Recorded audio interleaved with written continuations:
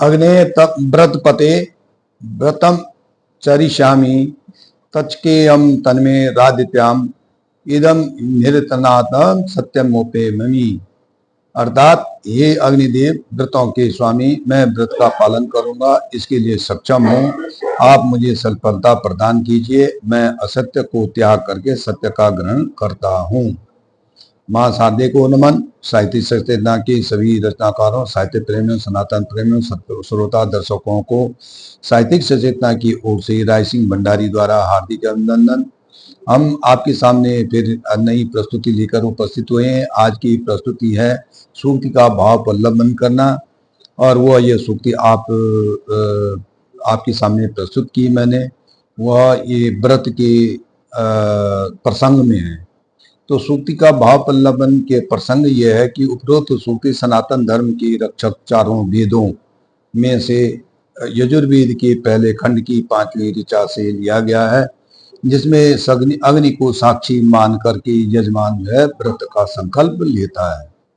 व्रत का परिचय। मानव चतुष्टय के 4 आयाम तन, मन, प्राण और आत्मा में से हृदय या प्राण नामक आयाम में से जो विश्वास 4 आयामी होते हैं, वीरता, विश्वास और वृत्ति और वेदना में से विश्वास नामक के अवयव से है।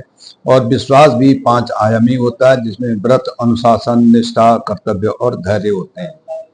तो व्रत और उपवास में अंतर, मतलब साधारणतया सभी लोग जो है व्रत और उपवास को एक मानते हैं, क्योंकि जिस दिन उपवास लेते हैं कहते हैं आज हमारा व्रत है। परंतु यहाँ पे सनातन धर्म में इसकी व्याख्या अलग अलग है।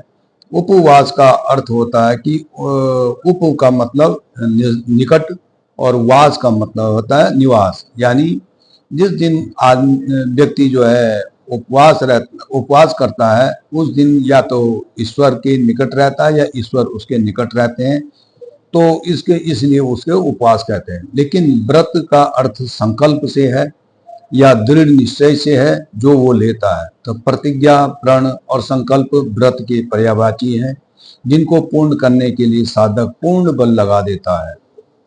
व्रत में अग्नि की भूमिका। पंच तत्वों में अग्नि पवित्र और ऊर्जा की स्रोत मानी गई है। वह हमारे कर्म कांडों और हवन आदि में हमारी अग्रणी देव है और हमारे लिए एक साक्षी है। तो विवाह सूत्र के 7 फेरे आजीवन संग में रहने के लिए अग्नि को साक्षी माना जाता है, और अग्नि के सम्मुख ही सुख दुख बांटने की प्रतिज्ञा ली जाती है।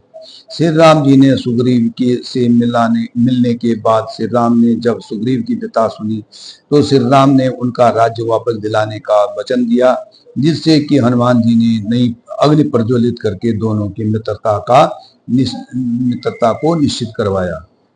व्रत असत्य की सत्य की व्रत वही होता है जो असत्य से सत्य की ओर जाना होता है।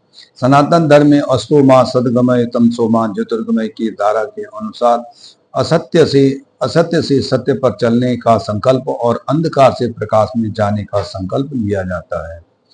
आज दशहरे में असंख्य रावणों के पुतलों को असत्य का प्रतीक मान करके अग्नि को सौंप दिए जाते हैं और असंख्य होलिकाओं का दहन किया जाता है। अर्थात कहने का अर्थ यह कि जो सत्य के साथ नहीं चलेगा उसे अग्नि भस्म कर सकती है। इस प्रकार से व्रत की एक विस्तृत परिभाषा या व्याख्या है, जिसमें प्रण, प्रतिज्ञा जैसे महान दृढ़ निश्चय मार्ग में आते हैं, और यह केवल हृदय के विश्वास से ही अंकुरित होती है। हृदय में विश्वास का होना व्रत को दृढ़ बनाता है। जितनी भी बाधाएं, चुनौतियां आ जाएं, उससे सामना करने में साधक तत्पर रहता है। धन्यवाद। राय सिंह भंडारी, गुड़गांव।